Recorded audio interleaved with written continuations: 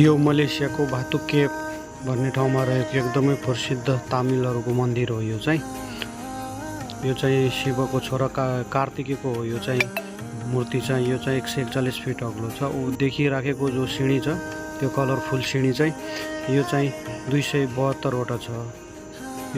यो मूर्ति चाहिँ एकदमै अग्लो छ। 141 फिट भनेको धेरै अग्लो मूर्ति हो। यो चाहिँ त्यो सिँढी चाहिँ 272। यता साइडमा पनि एउटै भगवानको अनेकौं रूपहरू छन्। यता चाहिँ यो मूर्तिहरू छन्। यता यो साइडमा चाहिँ देखिराख्नु भएको छ। यो चाहिँ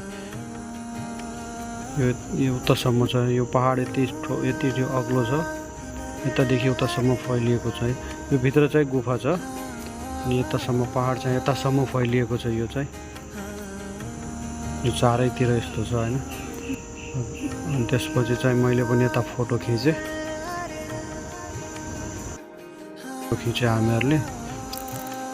यता चाहिँ परेवा चाहिँ एकदमै बढी पाउँदो रहेछ। यो मन्दिरमा चाहिँ परेवा छ जता पनि। तर यो मन्दिर चाहिँ एकदमै मलेसियामा रहेको प्रसिद्ध मन्दिर हो। यो चाहिँ